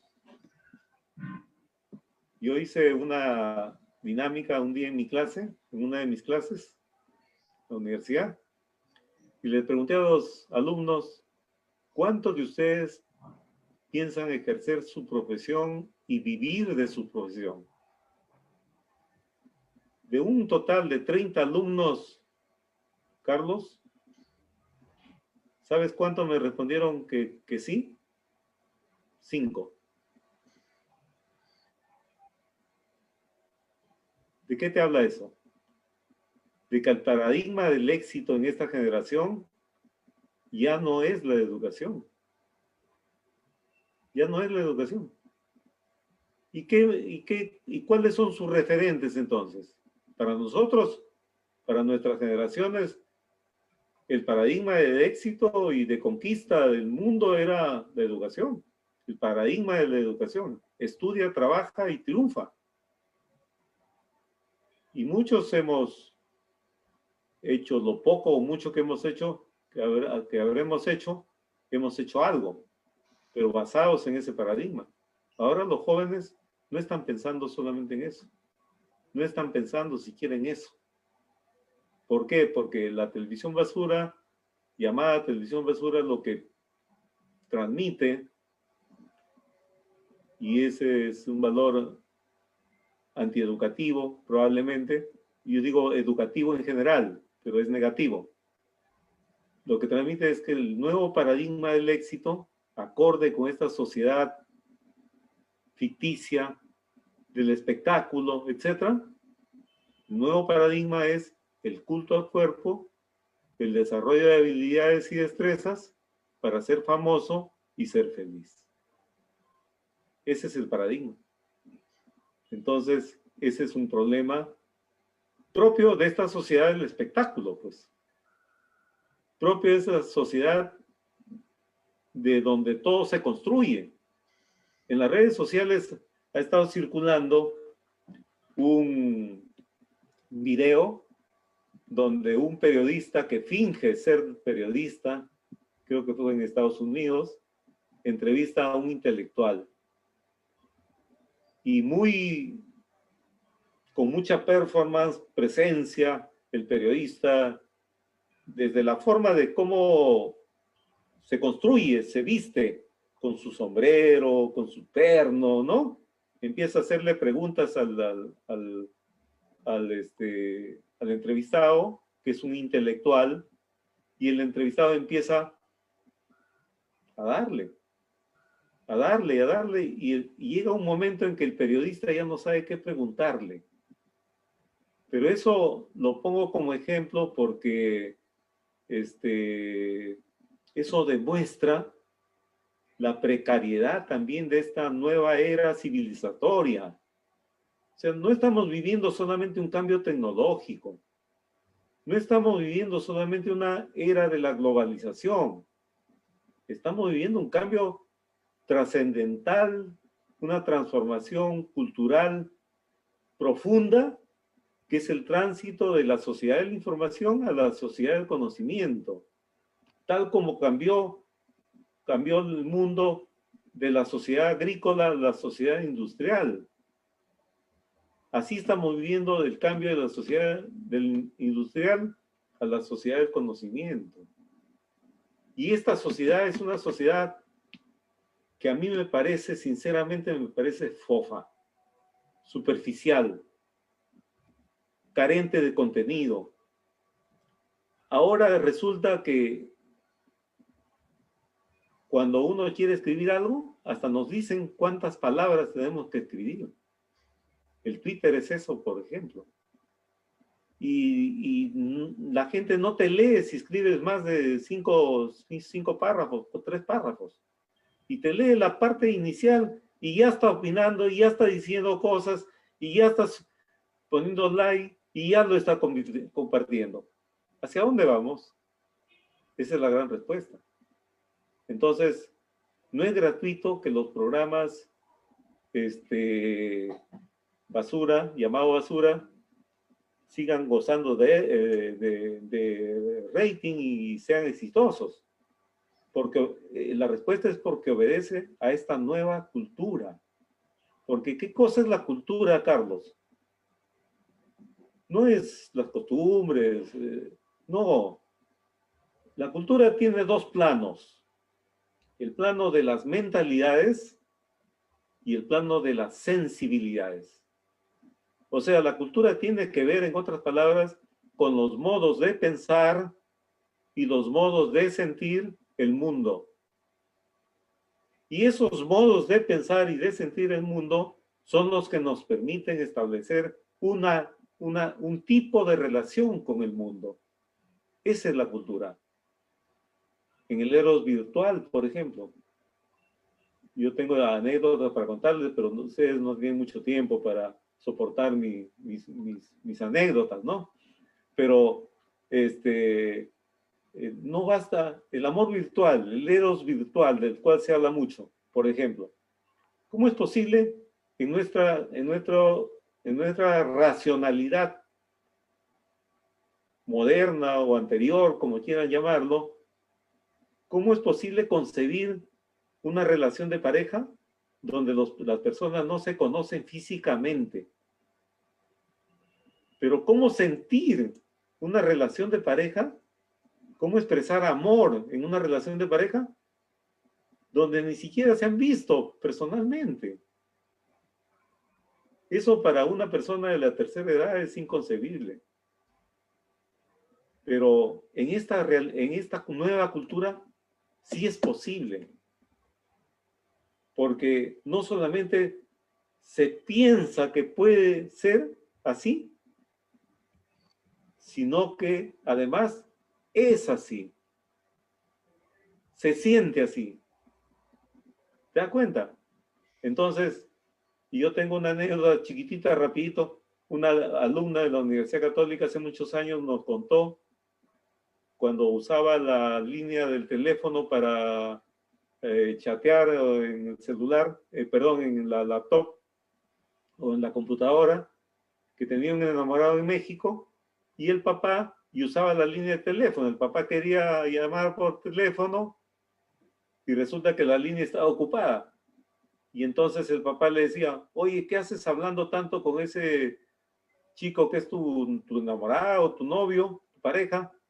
¿Por qué no le dices que venga a verte? Y resulta que el novio vivía en México. Imagínense. ¿Por qué? El padre seguramente de esta chica no concebía y no aceptaba de que era posible el eros virtual. Y lo es. Es una realidad que estamos viviendo y forma parte de una nueva cultura que tiene que ver, remarco, con las nuevas formas de pensar y sentir de la gente que le permite establecer un tipo de relación con el mundo. Vale. Hay una pregunta final de Lupe Liquén, creo que es Cenita, y después la de Charo Guayanca. ¿Final, Carlos? Sí. Hay una pregunta de Lupe. No sé si me permite hacer una pequeña pregunta. Sí, Alberto. Lo que pasa es que hay una anterior de Lupe. No, está bien, sigue nomás. Vale, y después dice, ¿cómo debe ser el nuevo modelo organizacional que se debe implementar? Por favor, segundo, porque hay un par más y ahí acabamos, pues, ¿no? La intervención de Alberto y de Charo Guayanca. Bueno, me pone triste que acabemos, ¿ah? A nosotros más. Pero yo he explicado ya el nuevo modelo. No es que yo quiera que sea así un nuevo modelo, sino que el modelo piramidal, de organización piramidal de la sociedad industrial, era un modelo ad hoc a la sociedad industrial, donde había un jefe que tomaba decisiones, una burocracia que transmitía las decisiones y un ente operativo que ejecutaba los mandatos de la organización. Pero ahora ya no es así.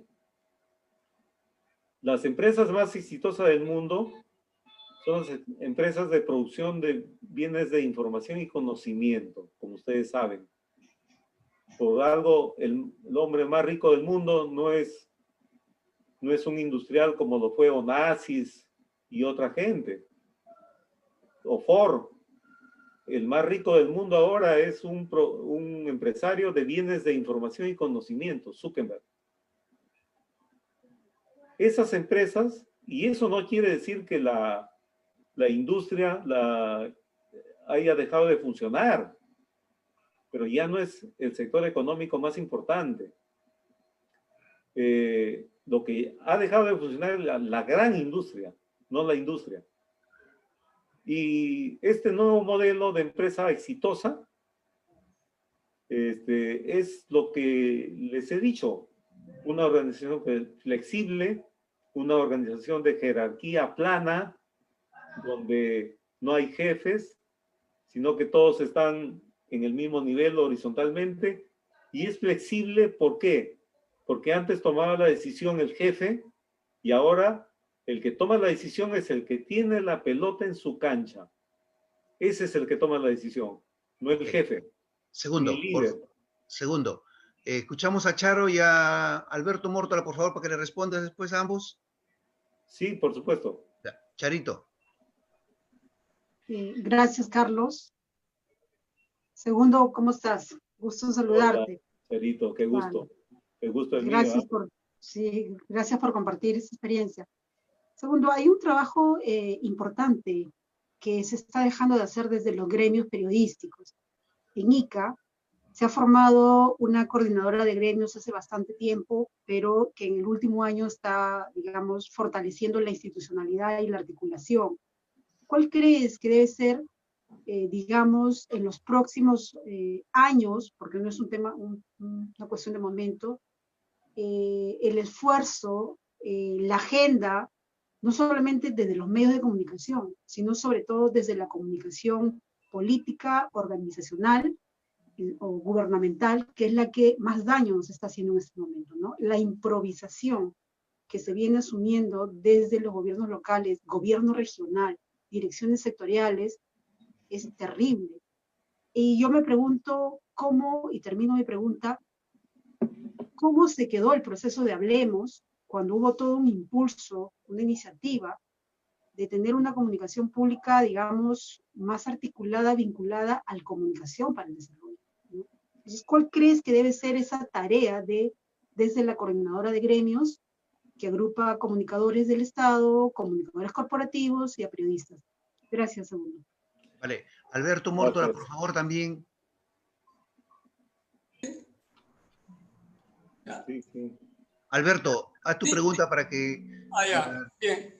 Bien, segundo, disculpa que nuevamente intervenga y disculpe que usted es colega, sino que Alberto, este es un foro para charlar, aprovechando de esta magnífica exposición y su condición de profesor universitario, quiero hacerle esta pregunta a segundo. Bueno, en mis tiempos, joven, en mis tiempos de niños, ¿no? Los abuelos, los padres le dicen a sus hijos, la mejor herencia que los padres pueden dejar a sus hijos es una buena educación. Y se enfocaba pues, a educar a sus hijos, comenzando que la educación comienza por casa, ¿no? Que sepan saludar, que sepan respetar a los vecinos, a todos. Y se preocupaban porque los hijos lean, ¿no? Empezando por la Biblia, en mi caso con una familia muy católica, leyendo Mariatti, José Les Prada, Basar, en fin. En los actuales tiempos de una sociedad materialista, mercantilista, hedonista, consumista, los valores han cambiado, ¿no? Entonces, yo quería preguntarte, como profesor universitario, ¿crees que la currícula que tienen las universidades en ciencia de la comunicación es la más adecuada a nuestros tiempos o tiene que cambiar esa currícula y hacerla pues, de acuerdo a las necesidades de nuestros tiempos?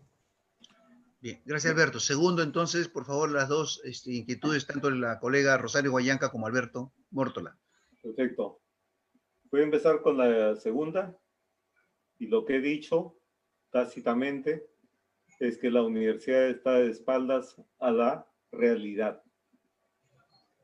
Y lo he vivido en carne propia porque, por ejemplo, creo que no hay comunicadores que puedan trabajar en el Estado porque no tienen el perfil de comunicadores para el Estado, pero trabajan en el Estado y hacen lo que pueden. Yo tengo varios artículos respecto a comunicación y gestión pública y ahí los especifico, ¿no? Yo creo que hace falta, así como va a haber una reconversión productiva en los sectores productivos, va a tener que haber también una reconversión en las carreras educativas. Yo creo que varias carreras van a dejar de existir y van a surgir unas nuevas carreras. Y las universidades van a tener que afrontar el reto de reformular, de reinventar sus currículas, sus sílabos, sus competencias y sus perfiles y mirar más a la realidad. Lo que pasa, Carlos y Alberto, y amigos todos, lo que pasa es que la universidad yo creo que tiene un problema ahora. La predominancia de planas docentes, de docentes que terminan la universidad, se enganchan en la universidad como profesores y no hacen nada más que eso, lo cual está bien, pero si el profesor no tiene un pie en la realidad y no tiene un referente en la realidad, ¿qué puede compartir con sus alumnos? ¿Qué puede compartir con sus alumnos? Lo que aprendió durante los 5 años en la universidad, que puede ser un conocimiento que ya va teniendo cambios, lo que está en los libros. Yo me pregunto hasta ahora cómo hay gente que ejerce la docencia universitaria sin haber tenido una sola experiencia en la realidad. Eso no es legítimo, no hay legitimidad para tener profesores que sin experiencia y solamente con la experiencia académica ejerzan la docencia universitaria. Y eso tiene que cambiar de raíz, porque además nuestro sistema educativo y el universitario en particular tiene que adaptarse a la nueva situación, a la nueva era, a las nuevas condiciones que está imponiendo esta nueva realidad. Ese es el gran reto que tiene la universidad. Y mirar de cara a lo que necesita el mercado. Y cuando digo mercado es en un sentido más amplio, ¿no? Entonces tiene que haber una reestructuración muy rigurosa para adaptarnos a los nuevos cambios que esto está produciendo. Y efectivamente no tengamos una posición de que todo el tiempo pasado fue mejor. No. Las sociedades evolucionan también, como evolucionan los otros seres vivos. Nacen, crecen, alcanzan su máximo nivel de desarrollo, que Rousseau decía que las sociedades que alcanzan su máximo nivel de desarrollo son aquellas que han logrado construir su contrato social, es decir, un entendimiento perfecto, un entendimiento entre personas, entre seres humanos, y saber exactamente qué es lo que quieren en común. Eso yo le llamo sentido social, ¿no? Porque es lo que nos articula y nos moviliza en torno a una cosa común, pero también entran en estado de involución, entran en crisis también esas sociedades cuando ese contrato social empieza a caerse. A eso Durkheim le llamaba los procesos de anomia social, que no es otra cosa que todo aquello que se estructuró en un principio para alcanzar el máximo nivel de desarrollo, esos mismos sentidos empiezan a desestructurarse. Por lo tanto, los valores que se construyeron al principio empiezan también a entrar en crisis y damos paso a un nuevo ciclo civilizatorio. Estamos viviendo ese ciclo civilizatorio y por eso es tan importante la ciudadanía y la participación ciudadana, porque la sociedad que nos toca construir de acá para adelante no es lo que la sociedad nos va a imponer, es lo que el hombre va a construir con su esfuerzo o con su desprecio. O sea, lo que nos toca vivir para adelante va a depender mucho de nosotros, porque sin pensarlo, nosotros somos los actores y protagonistas que vamos responsables de lo que suceda y se construya para adelante. En relación hablemos de la de la pregunta de mi amiga Charito Charito Bayanga, perdón. Bueno, sí, tuve la suerte de ser uno de los actores de este proceso, que tenía pues la misión de articular el nivel central con el regional y el local, los niveles de gobierno, pero sobre todo la intención fue establecer un diálogo abierto con todos los comunicadores del país para recoger iniciativas y propuestas que pudieran influenciar en la toma de decisiones para generar políticas públicas de comunicación. Lamentablemente, los procesos políticos son así, porque no hay políticas, no hay muchas políticas que se conviertan en políticas de Estado, ¿no? Entonces no tienen continuidad. Viene otro jefe y le parece que eso ya no es importante y ya no continúan, ¿no? Entonces, eso se quedó ahí, pero yo creo que ese es un ejemplo muy importante de cómo podríamos articularnos como comunicadores, que es una necesidad importantísima, ¿no? Capacitarnos. Hay que capacitarnos, la capacitación nunca muere, siempre es una utopía, como decía el filósofo, solo sé que nada sé, porque cada vez que uno cree que sabe más, aparecen nuevas preguntas, nuevas interrogantes y nuevos vacíos de conocimiento que debemos llenar.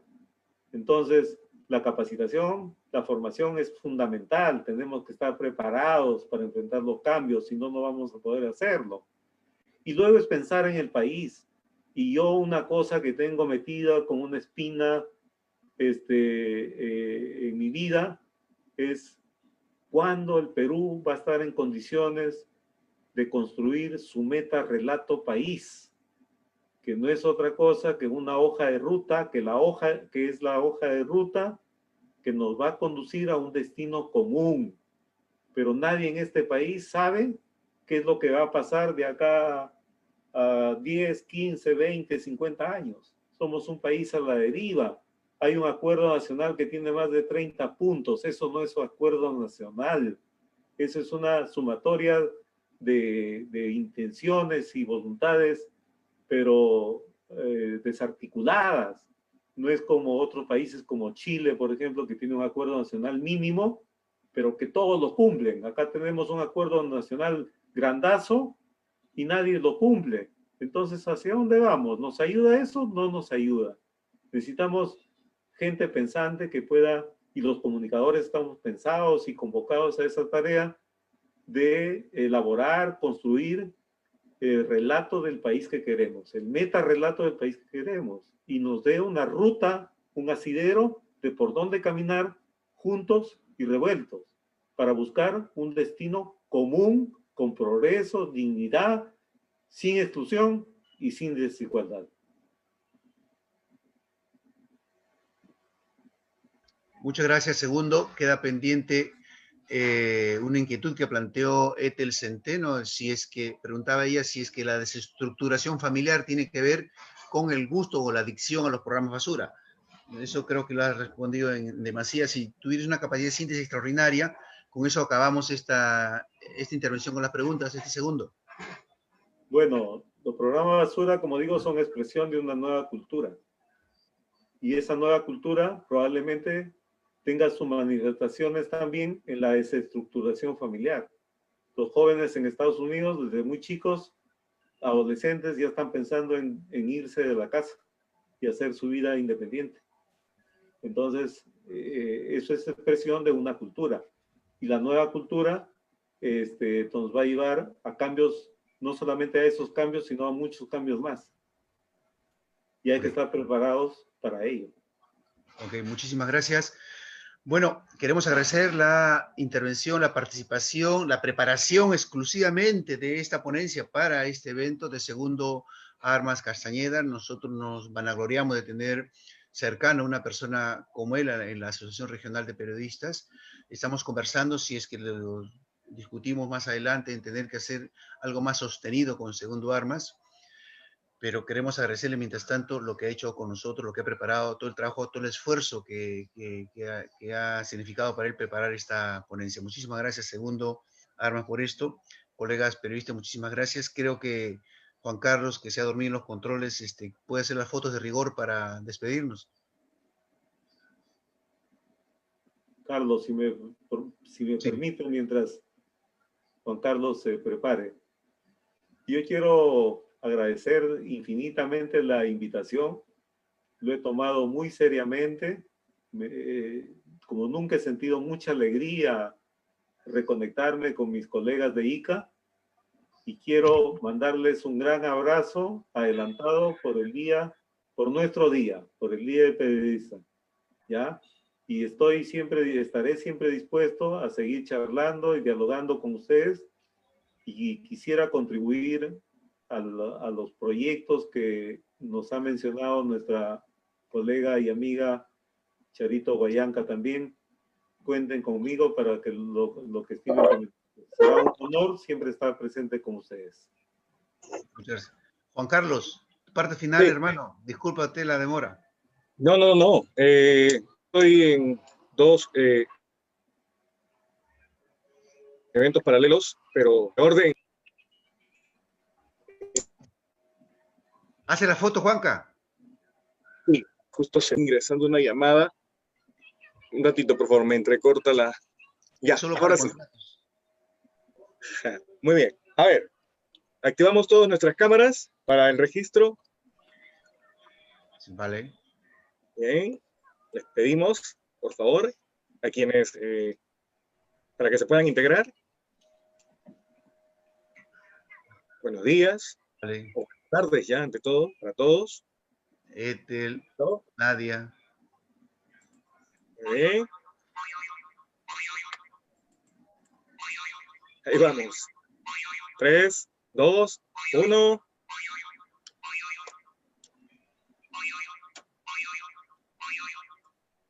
Listo. Muchas gracias. Muy Gracias. bien, muchas gracias. Muchas gracias, Segundo. Seguimos coordinando después, pero muchísimas gracias por habernos acompañado. Muchas Segundo. gracias. Claro que sí. Sí. Muchos éxitos en todo lo que hagan, colegas, ¿ya? Muchos éxitos. Y cuenten conmigo para lo que Un quieran. gran honor poder tenerlo. Muy Gracias. amable, Gracias, muchas gracias. presidente. Gracias, muy amable. Muy amable. Buen día. Buen día. Los colegas de la ARP, por favor, un par de minutos solamente para preparar las coordinaciones para la próxima ponencia, si fueran tan amables. Gracias a todos.